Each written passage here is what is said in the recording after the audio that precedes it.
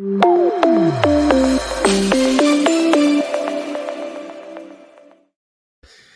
welcome back, everyone, to the Market Knowledge Podcast. We're talking to CEOs, founders, and business leaders. And today we have an amazing guest. So excited about this one. Motivational global speaker, podcast host, business coach, and now author, Craig Siegel is here. Craig, what's up today? Wow. Thank you so much for the generous introduction. I'm excited to be here. We were chatting for a while before we went live. Probably could have chatted for 4 hours. Probably like, let's save this juicy stuff for the show. There's nowhere else in the world I'd rather be. Let's have some fun. Let's get nuts. Sounds good. Love it. So much to talk about. I've got so many questions for you. But first, let's talk about your podcast because I think it's amazing. The CLS Experience.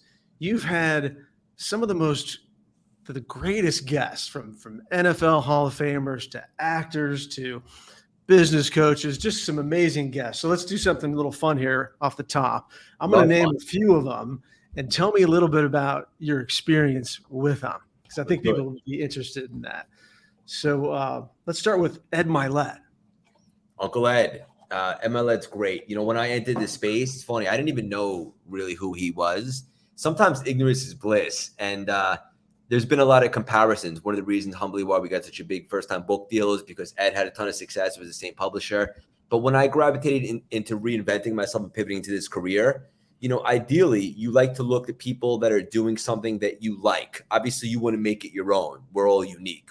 But I saw what Ed was doing, and I like the way he operated. He's obviously extremely wealthy, but he gives off this humble vibe. And I just appreciated his style.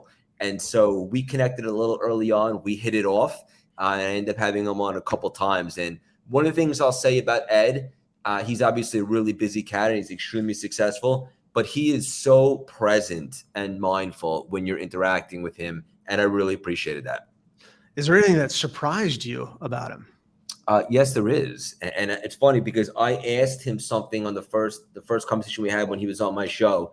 I said, what is something weird about you that no one else would ever know? And he said, and this just stuck out to me, you just asked me, he used to be a dancer, like a break dancer at weddings and stuff like that. And I don't think he's ever publicly said that. So that surprised me.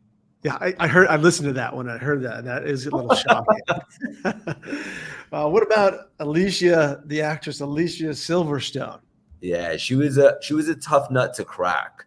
And what I mean by that is, you know, she doesn't do many podcasts. I don't think you're going to find her on other episodes. So I was grateful that we had her on.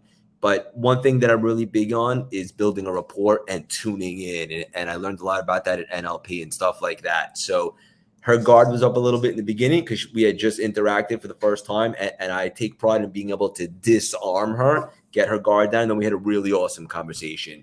And what's interesting to me is, they had no idea. Clueless. I mean, everybody knows that, even if you don't know movies. One of the biggest movies ever. It's always on TV. It's one of those movies too. Like if you see it on, you got to keep it on. They had no idea. She was very young when they filmed that, what that would turn into.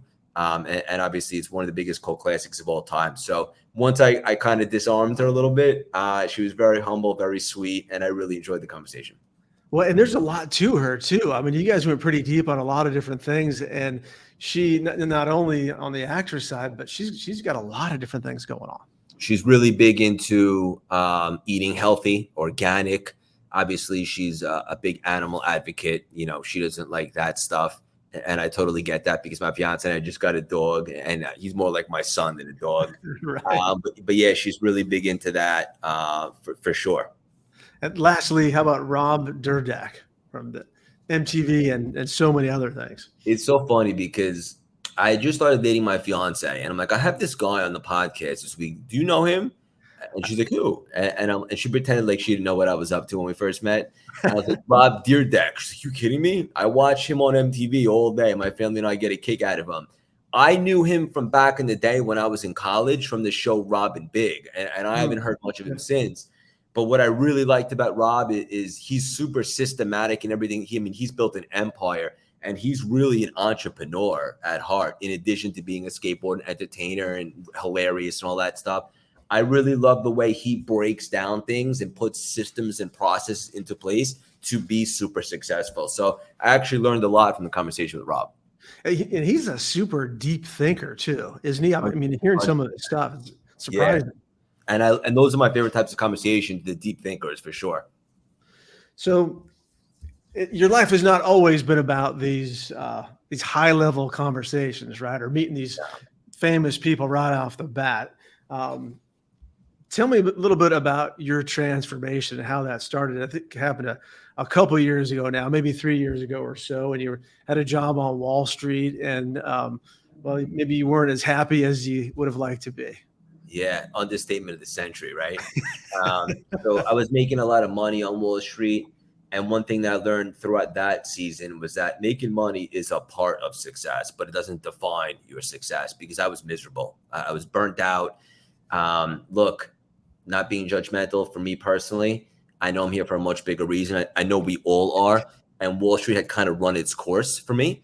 And I wasn't really making the impact or contribution to the world that I thought I was here to do. And so I just felt this tug at my soul and my heart, like I was here for something so much more, but I felt stuck. And I think it's important here that I say I wasn't stuck. I felt stuck. And the truth of the matter is I was afraid to ask myself the tough questions. Like, are you really happy? Is there something else out there for you? And a bunch of things happened all at once that kind of really made the season extra dark. I just got out of a toxic relationship, which, although now I'm grateful to have gotten out of it, but at the time, you know how it is when you get out of a relationship. And then also my best friend, my pops, had got diagnosed with cancer around the same time. He's still battling. And my business, even though I was a business owner, I mean, on Mondays, I was looking forward to the weekend. I was miserable. I don't know how else to say it. And it's funny because that was my rock bottom season. And it wasn't like this huge catastrophe happened. Like, I wasn't shot in war, but my pain was my pain. Everybody goes through it. And so I didn't stay there too long.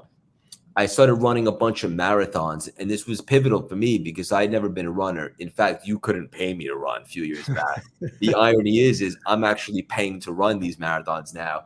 But ultimately, I was looking for an outlet, something a vessel to be able to find myself. And I encourage everybody listening right now to find something that's not necessarily your career that provides you that opportunity where you can kind of be a gladiator in a different arena and get some confidence going and just have that outlet for you. I don't care if it's sewing, gardening, working out, whatever your thing is. For me, it was running, and it worked. I started to really get confidence, and I started to believe there's a lot more out there for me. But I was still stuck, or felt stuck at my job. Fast forward the pandemic, whatever you want to call it, I give it a couple nicknames: the lockdown, a global awakening, a spiritual awakening, the great separator. But really what it was an historic opportunity for me to reassess, really for everybody. I just took advantage. I wasn't going to be the cat that was watching Tiger King and drinking a bottle of wine a day. I was going to utilize that very rare opportunity to reassess. And just like that, when I got quiet, blocked out the noise, the interference, started getting these spiritual downloads, and personal development was always my thing. For 15 years, I was studying it like a lunatic. I asked myself what my gift, superpowers, or skill sets are. Everybody's got them. Humbly, I can communicate pretty effectively. Literally the next day in a run in Central Park, it came to me. I married my obsession with personal development, my ability to communicate. I came up with my CLS brand. If I was going to make a big impact, you got to brand yourself in some capacity, put together a whole vision. Big difference between a dream and a vision. Everybody's got dreams. A vision is a little more calculated. I reverse engineered it, and I got to work. And the rest, as they say, is history. Amazing. Now, during that time, I want to go back to the dark times really fast. I don't want to stay there too long, but Sure. I'm just curious, was there a day or a moment, maybe it was running that kind of changed your mindset, but when you really thought, I got to do something here, and what am I going to do? It was a season. I don't think it was one specific day. I was drinking more than I'd like to admit, and that's weird for me. And I was trying to escape my reality, right? And now it's like I don't love to sleep that much these days because I'm so excited to wake up, and I'm so obsessed with life. But back then, I was drinking. I was trying to numb my current reality, my misery, and it was just compounding over a couple of years. And then combine that with some of those external circumstances that happened all at once, and I was just sick and tired of being sick and tired. And running kind of saved me because running gave me purpose and meaning at a season when I was desperately looking for something else.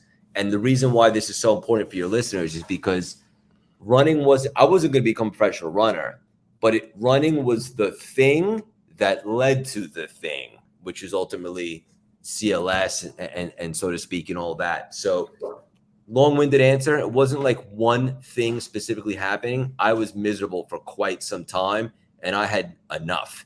And the reality is I would have actually rather died than continued on that path, starring in this movie called Existing, because I was going nowhere fast. And the pandemic and running provided me that once in a lifetime opportunity to take a second and realize I had a choice. Your brand has really skyrocketed over the past couple of years. I'm really kind of going from 0 to 100 miles an hour. And now you got the book coming out as well, the Reinvention Formula.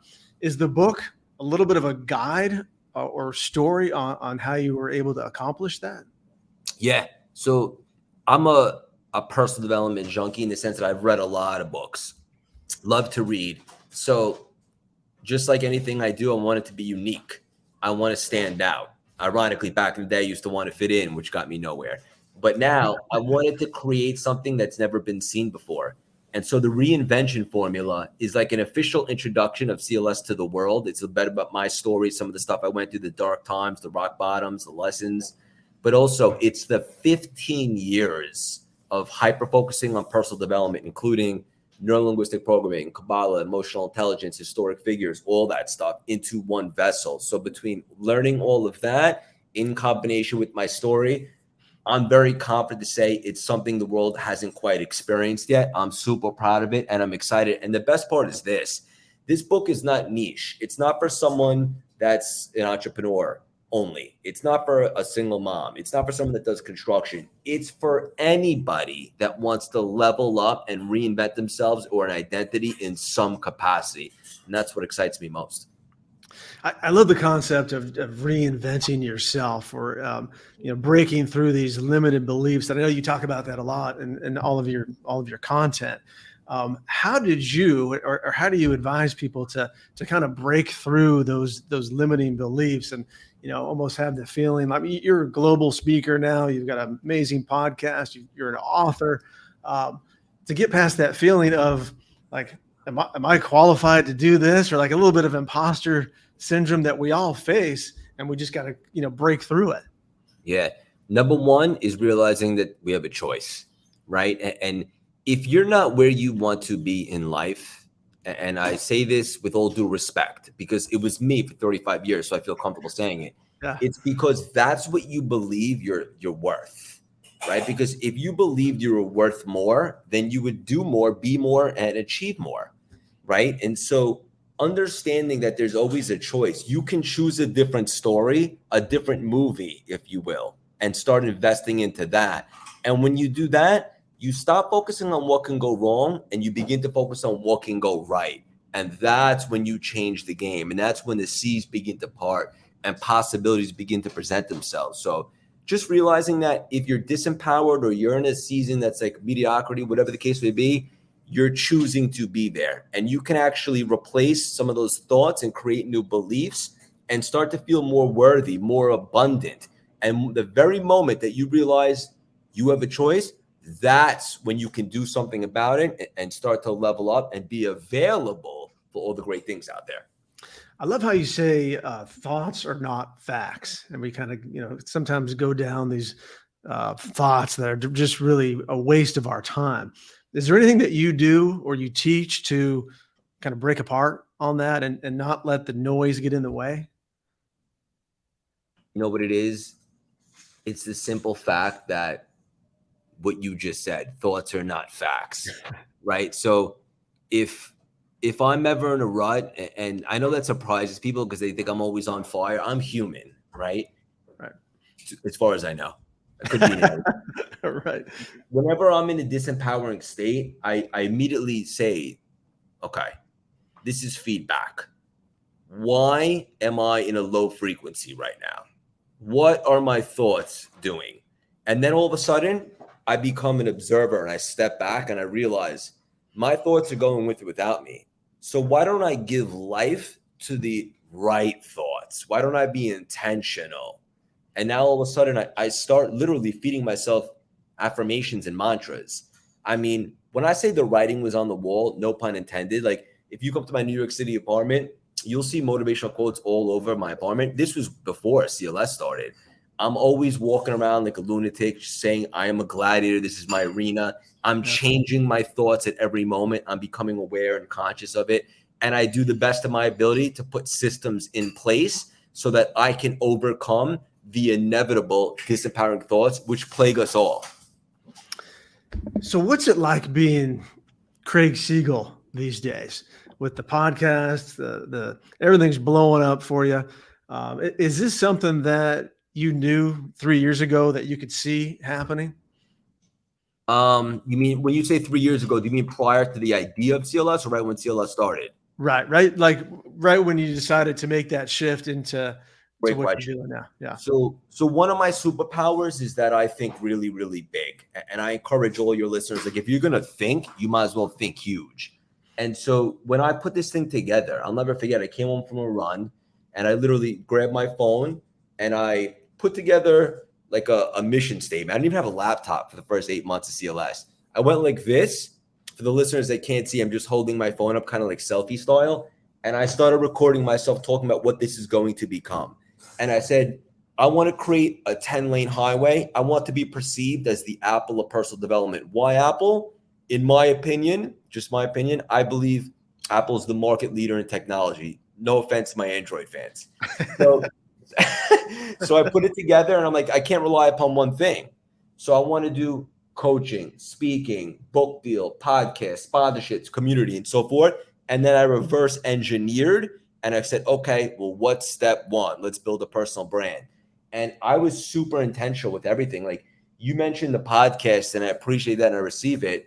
But one thing that I was so selective with is who are going to be the guests on the podcast?